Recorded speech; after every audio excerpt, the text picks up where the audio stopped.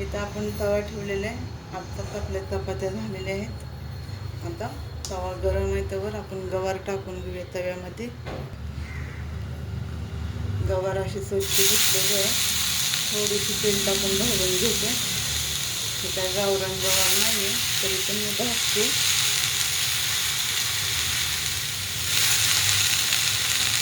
थोडीसं भाजलं की छान होती भाजी. अगदी थोडीशी तेलाची धार टाकूया.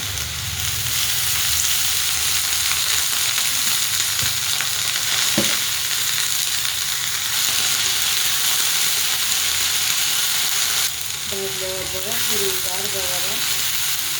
पूर्ण हिरवी गवार. तिथे घेतलेले खोबरे आणि लसूण घेतलेलं आहे आणि सुकं खोबरं घेतलेलं आहे. ते आता वाटून घेते.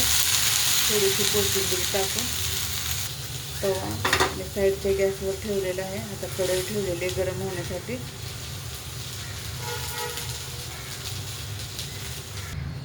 कढई गरम होते त्यावर तेल टाकूया. जेवढं लागतं तेवढं आपण 2 पळी तेल टाकलेलं आहे. जिरे आणि मोहरी टाकून घेऊया. खोबरं लसूण आणि कोथिंबीर बारीक करून घेतलेले आबडधोबड. जिरे मोहरी छान अशी तडतडते त्यावर आपण एक बारीक चिरलेला कांदा टाकून घेऊया फोडणीला.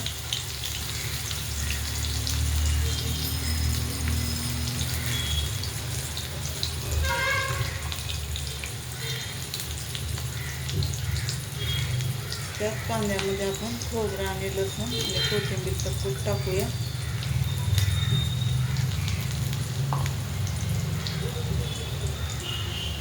एकजीव करूया म्हणजे खोबरं पण भाजून आणि कांदा पण भाजून निघेल.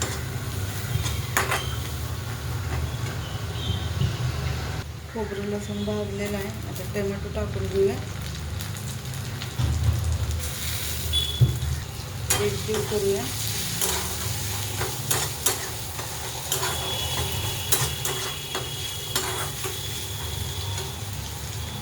छान अशी आपली फोडणी बसलेली आहे. आता आपण गवार टाकून घेऊया.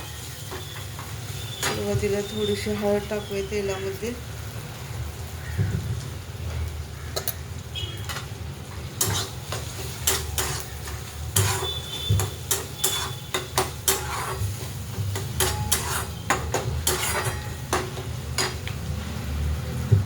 आता आपण गवार टाकून घेऊया तव्यामध्ये.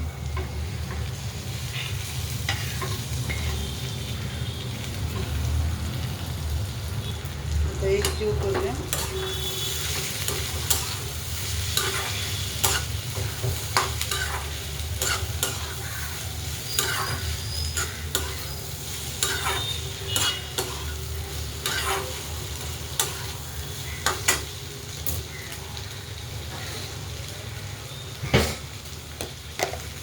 मीठ टाकून घेऊया म्हणजे पाणी फुटून आपल्या गवारला जेवढं लागतं तेवढं.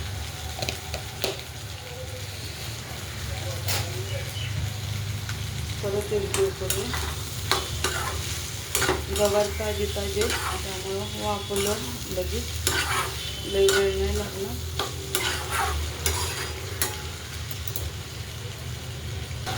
इथं मसाले घेतलेले आहेत. थोडंसं लाल तिखट घेतलेलं आहे, काळं तिखट घेतलेलं आहे आणि गरम मसाला घेतलेला आहे. ते टाकून घेऊया. आता मीठ आणि हळद टाकलेली आहे आपण. आता एकजीव करूया. हिरवी मिरचीची पण गवार छान होती पण मी करत नाही. आमच्यात जास्त करून नाही आवडत हिरव्या मिरचीची. एकजीव करूया छान असा आणि थोडंसं झाकून ठेवूया. गवार वापरण्यासाठी आपण झाकून ठेवलेलं आहे 1-5 मिनटं. आता झाकून ठेवूया आपण. छान अशी वाफ बसलेली आहे गवारला आपल्या.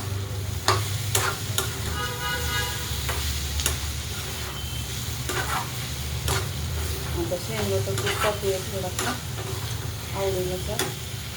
आपल्याला नाही आवडत तर नाही टाकलं तर चालेल. काही खोबरं टाकलेलं आहे. हे कूट आपण खलबत्त्यात केलेलं आहे.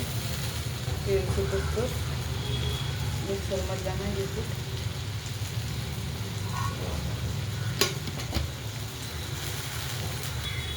एक जीव करूया.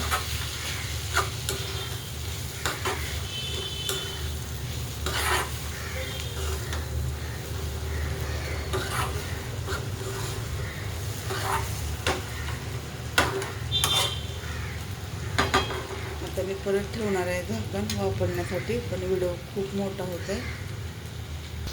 गवारची भाजी कशी वाटली नक्की कमेंटमध्ये सांगा. आवडली तर लाईक करा, शेअर करा आणि कमेंट करा. धन्यवाद.